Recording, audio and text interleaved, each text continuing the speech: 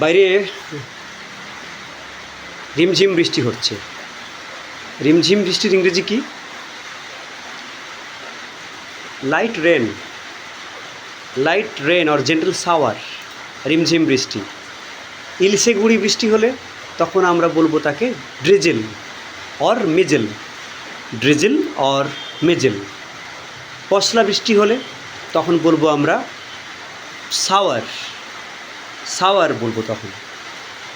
আবার যখন বজ্র বিদ্যুৎ সহ বৃষ্টি হবে, ঝড় হবে, তখন হয়তো বলবো আমরা থান্ডারস্টর্ম।